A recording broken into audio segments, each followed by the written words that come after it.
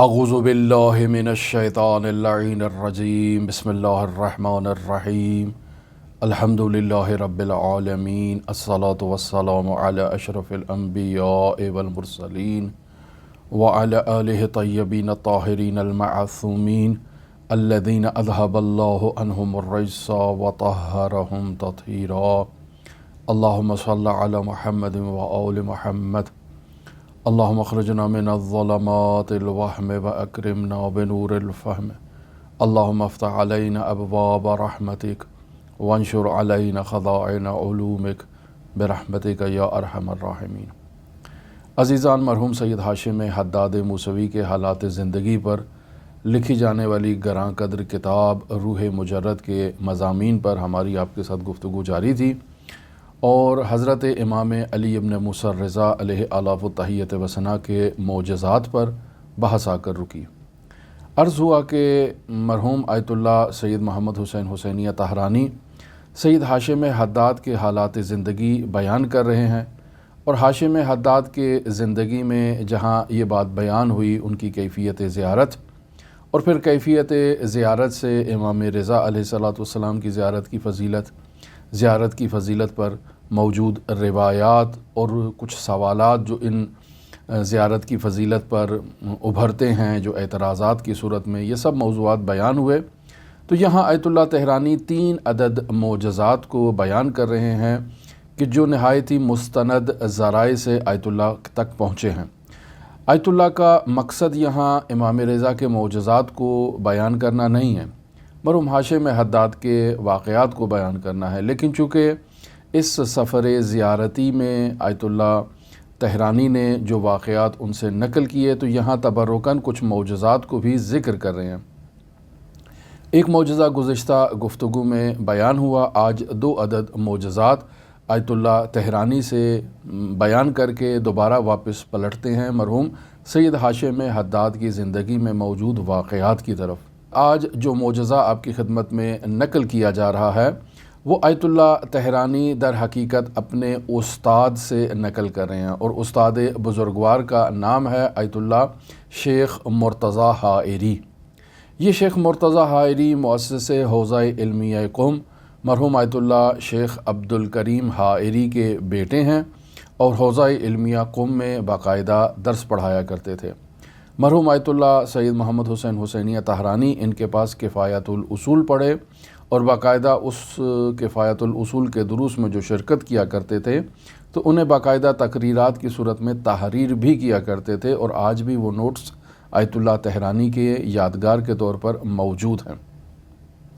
آیت اللہ طہرانی نقل کرتے ہیں کہ مرحوم آیت اللہ شیخ مرتضیٰ حائری قم المقدسہ سے مشہد مقدس زیارت کی غرض سے 12 رمضان المبارک 1400 ہجری قمری کو مشہد تشریف لائے، اور 3 شوال تک انہوں نے مشہد مقدس میں قیام کیا۔ جب وہ مجھ سے ملاقات کرنے کے لیے میرے غریب خانے پر تشریف لائے تو انہوں نے اس واقعے کو میرے لیے نقل کیا، اور یہ واقعہ یعنی یہ سلسلہ سند بیان کرنا آیت اللہ طہرانی کا مقصد یہ ہے کہ اس واقعے کی وثاقت کو بیان کیا جائے کہ یہ مستند ذریعے سے واقعہ نقل ہوا ہے۔ لہٰذا آیت اللہ شیخ مرتضیٰ حائری نقل کر رہے ہیں آیت اللہ آغا بزرگ عراقی کی زوجہ سے متعلق اس واقعے کو۔ آغا بزرگ عراقی ایک نہایت ہی مسن مجتہد ہیں، عراق کے نہایت ہی گراں قدر اور ممتاز فقیہ ہیں۔ جس وقت آیت اللہ طہرانی اس کتاب کو تحریر کر رہے تھے اس وقت آغا بزرگ عراقی کی عمر 90 سال تھی۔ لہٰذا وہ کہتے ہیں کہ آیت اللہ آغا بزرگ عراقی جو ایک نہایت ہی ممتاز عالم دین ہیں، اور ان کے بھائی آیت اللہ مجتبیٰ عراقی جو قم میں مقیم ہیں، اور یہ دونوں بھائی نہایت ہی صادق القول، نہایت ہی مستند اور نہایت ہی ممتاز علماء میں ان کا شمار ہوتا ہے۔ لہٰذا نقل کرتے ہیں آیت اللہ شیخ مرتضیٰ حائری سے، اور شیخ مرتضیٰ حائری اس واقعے کو نقل کر رہے ہیں آیت اللہ آغا بزرگ عراقی سے، اور آغا بزرگ عراقی کی اپنی زوجہ کا یہ واقعہ ہے۔ فرماتے ہیں کہ میری زوجہ جوانی کے عالم میں جب وہ نوجوان تھی تو آنکھوں کے مرض میں مبتلا ہو جاتی ہے، اس قدر شدید درد آنکھوں میں ابھرتا ہے اور آہستہ آہستہ آنکھوں کی بینائی زائل ہونا شروع ہو جاتی ہے۔ لہٰذا اس بچی کے والدین جو ایک غریب خاندان سے تعلق رکھتے تھے، وہ بچی کے علاج کے لیے عراق اور ہمدان کے نامور آئی اسپیشلسٹ کے پاس جاتے ہیں علاج کی غرض سے، لیکن کوئی فائدہ نہیں ہوتا۔ عرصہ دراز تک علاج جاری رہتا ہے لیکن کوئی افاقہ نہیں ہوتا۔ علاج سے مایوس ہو جاتے ہیں، اتنی جو مالی استطاعت بھی نہیں ہوتی کہ علاج کو جاری رکھیں، اور روز بروز بچی کی بینائی جو ہے وہ کمزوری کی طرف اور خاتمے کی طرف جا رہی ہے۔ ماں باپ نے سن رکھا تھا کہ اگر کوئی قضائے حاجت کے لیے 40 دن تک امام رضا علیہ السلام کے حرم مطہر یعنی مشہد الرضا میں آ کر قیام کرے 40 دن، اور 40 دن باقاعدہ امام رضا کے حضور آ کر اپنی حاجت کا مطالبہ کرے تو امام رضا اس کی حاجت روائی کرتے ہیں، یہ انہوں نے سن رکھا تھا۔ لہٰذا انہوں نے یہ سوچا کہ ہم ڈاکٹروں پر جو اتنا پیسہ خرچ کر رہے ہیں اور ہمارے پاس اتنی توان بھی نہیں ہے، مالی استطاعت بھی نہیں ہے، تو کیا بہتر نہیں ہم مشہد الرضا چلے جائیں اور سب سے بڑے ڈاکٹر امام علی ابن موسیٰ رضا سے جا کر علاج کروائیں۔ لہٰذا یہ دونوں ماں باپ اپنی بچی کو لے کر مشہد الرضا آ جاتے ہیں۔ 40 دن کے قیام کی نیت سے یہ مشہد میں قیام کرتے ہیں، مسلسل امام رضا علیہ السلام کے حرم میں التجا کر رہے ہیں، توسل کر رہے ہیں، تضرع کر رہے ہیں، لیکن ان کی بچی کی جو تکلیف ہے وہ ختم نہیں ہو رہی ہے، بلکہ الٹا تکلیف میں مزید اضافہ ہو گیا، اور اس قدر اضافہ ہو گیا کہ یہ بچی حرم جانے سے بھی محروم ہو گئی اور صرف گھر میں ہی قیام کیا کرتی تھی۔ 40 دن مکمل ہونے کے قریب ہیں لیکن بچی کو ابھی تک شفا نہیں ملی۔ ماں باپ خود سے بے خودی کے عالم میں افسوس اور حسرت کا مظاہرہ کرتے ہوئے کہتے ہیں کہ 40 دن مکمل ہونے کو آ گئے ہیں اور ہماری بچی کو ابھی تک شفا نہیں ملی ہے، اور اسی حسرت و افسوس میں شکستہ دلی کے عالم میں یہ امام رضا سے توسل کرتے ہیں، اور آخری دنوں میں اپنا سامان جمع کرنے کے جو ہے وہ ارادہ کرتے ہیں تاکہ واپس اپنے گھر کی طرف جائیں، اور حسرت کھا رہے ہیں کہ 40 دن کمپلیٹ ہو گئے اور ہماری بچی کو شفا نہیں ملی۔ اسی حسرت و افسوس کے عالم میں یہ مشاہدہ کرتے ہیں کہ جس کمرے میں ان کا قیام ہے وہاں کمرے کی چھت سے کوئی چیز نیچے گرتی ہے۔ معمولاً قدیمی گھروں میں چونکہ ایران میں گچ سے تعمیر کی جاتی ہیں، دیواروں پر گچ لگایا جاتا ہے، چھتوں پر گچکاری کی جاتی ہے، خاک ہوتی ہے، تو کوئی چیز چھت سے نیچے گری، نہیں معلوم کہ کیا چیز تھی۔ ان والدین کے دل میں یہ الہام ہوا کہ یہ چیز جو اس حسرت کے عالم میں اور اس تضرع کے عالم میں جو چھت سے گری ہے، یقیناً امام رضا علیہ السلام کی ایک اس کے اندر عنایت موجود ہے، اور امام رضا نے اسے ہماری بچی کے شفا کے طور پر بھیجا ہے۔ لہٰذا والدین کے دل میں ایک یہ خیال اور یہ گمان ابھرتا ہے جسے الہام باطنی کہا جائے۔ یہ اس چیز کو فوراً اٹھاتے ہیں، اسے کوٹتے ہیں، اور کوٹنے کے بعد اس میں پانی مکس کر کے اسے اپنی بچی کی آنکھوں میں ڈال دیتے ہیں۔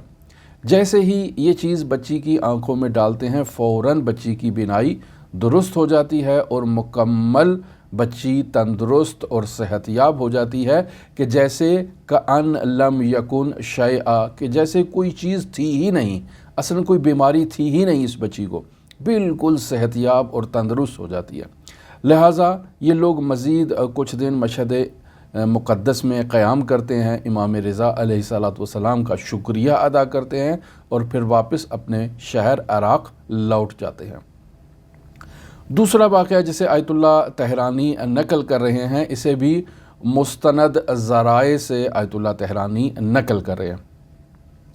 فرماتے ہیں کہ آیت اللہ سید علی لواسانی اس واقعے کو میرے لیے نقل کرتے ہیں۔ آیت اللہ سید علی لواسانی آیت اللہ سید ابو القاسم لواسانی کے بیٹے ہیں، اور یہ آیت اللہ ابو القاسم لواسانی मरहूम सैयद अहमद करबलाई तहरानी के वसी थे। मरहूम सैयद अहमद करबलाई तहरानी मरहूम मिर्ज़ा अली आगा काजी तबातबाई रहमतुल्लाह अलैह के उस्ताद हैं और मुल्ला हुसैन कुली हमदानी के शागिर्द हैं। बस ये जो वाक़या नकल किया और ये जो सिलसिला सनद आयतुल्लाह तहरानी नकल करते हैं, ये दर वाक़े इस वाक़े की वसाक़त की तायीद के तौर पर नकल करते हैं। बस आयतुल्लाह सैयद अली लवासानी इस वाक़े को नकल कर रहे हैं कि माह सफ़रुल मुज़फ़्फ़र के आखिरी अयाम हैं और साल है 1404 हिजरी कमरी। इस माह सफ़र के अयाम में आयतुल्लाह सैयद अली लवासानी मशहद मुक़द्दस में मेरे घर तशरीफ़ लाते हैं मुझसे मुलाकात के लिए, और एक वाक़या इमाम अली इब्न मूसा रज़ा के मौजज़ात में से मेरे लिए नकल करते हैं। और ये वाक़या दर हकीकत किताब उसूलुल इस्तिंबात, इस किताब के मुसन्निफ़ सैयद अली नक़ी हैदरी की बेटी से मुतअल्लिक़ है। अब सैयद अली नक़ी हैदरी जो किताब उसूल इस्तिंबात के मुसन्निफ़ हैं, इनके वालिद बुज़ुर्गवार सैयद महदी हैदरी हैं, जिन्होंने एक नहायत ही गरांकद्र किताब तहरीर की जिसका फ़ारसी में टाइटल था जंग इंग्लिस व इराक़, यानी बरतानिया और इराक़ के दरमियान जो जंग हुई उस जंग पर मुश्तमिल इन्होंने किताब लिखी सैयद महदी हैदरी ने। और ये सैयद महदी हैदरी आगे बेटे थे सैयद अहमद हैदरी के, कि जिन्होंने काज़मैन में एक इमाम बारगाह एक हुसैनिया तामीर कर रखा था जिसका नाम था हुसैनिया हैदरिया। बस ये वो ख़ानदान है जो उलमाई ख़ानदान है, जलीलुल क़द्र ख़ानदान है, और वाक़या पेश आ रहा है सैयद अली नक़ी हैदरी की बेटी से मुतअल्लिक़ जो किताब उसूल इस्तिंबात के मुसन्निफ़ हैं। लिहाजा आयतुल्लाह तहरानी नकल करते हैं कि मेरे लिए इस वाक़े को आयतुल्लाह सैयद अली लवासानी ने नकल किया कि 10 साल पहले मरहूम सैयद अली नक़ी हैदरी की बेटी मशहद मुक़द्दस में ज़ियारत के लिए अपने कुछ रिश्तेदारों के साथ आती है। उन्हीं रिश्तेदारों में ज़ाहिर अपने शौहर के साथ नहीं आती, रिश्तेदारों के साथ आती है। तो उन्हीं ख़वातीन में से एक ख़ातून मेरी ज़ौजा की आशना थी, जान पहचान वाली थी, लिहाजा वो इस बच्ची के साथ मेरे घर मुलाकात के लिए आते हैं। जब मुलाकात के लिए आते हैं तो ये बच्ची नहायत ही परेशान, नहायत ही मुज़तरब नज़र आती है। तो मेरी ज़ौजा पूछती हैं, सवाल करती हैं कि क्या मसला है, तुम इतनी मुज़तरब और इतनी परेशान क्यों हो। वो बच्ची बयान करती है कि मेरे घर औलाद नहीं है, मुझे अरसा दराज हो गया है शादी किए हुए, लेकिन मैं बे औलाद हूँ और इस कदर परेशानी की कैफियत में हूँ चूँकि अब मेरा शौहर औलाद के हुसूल के लिए दूसरी शादी करना चाहता है। मेरी ज़िंदगी नहायत तलख़ हो चुकी है, बहुत ही परेशानी की कैफियत है और अब मुझे कुछ समझ नहीं आ रहा कि मैं क्या करूँ। तो आयतुल्लाह सैयद अली लवासानी कहते हैं कि मेरी ज़ौजा ने इस बच्ची से कहा कि तुम परेशान क्यों होती हो, तुम इमाम अली इब्न मूसा रज़ा अलैहि अलाफ़ व तहियत व सना की ज़ियारत के लिए आई हो, और जो शख्स भी इमाम रज़ा अलैहिस्सलातु वस्सलाम की ज़ियारत के लिए आता है वो अगर इमाम रज़ा के हरम में जाकर इमाम रज़ा से हाजात मुतालबा करे तो इमाम रज़ा अलैहिस्सलातु वस्सलाम 1 या 3 हाजात उसकी कबूल करते हैं। लिहाजा तुम परेशान क्यों हो रही हो, तुम अभी उठो, वज़ू करो और हज़रत इमाम रज़ा अलैहिस्सलातु वस्सलाम के हरम में जाओ और जाकर हज़रत से मुतालबा करो कि मौला मैं बे औलाद हूँ, मुझे औलाद अता कीजिए। ये बच्ची गोया कि इस बात को सुनने से उसके अंदर एक दोबारा उम्मीद की किरण जाग उठती है, वज़ू करती है, तैयार होती है और इमाम अली इब्न मूसा रज़ा अलैहिस्सलातु वस्सलाम की ज़ियारत के लिए हरम मुतहर चली जाती है। इनका सफ़र ज़ियारती मुकम्मल होता है और ये वापस काज़मैन चले जाते हैं।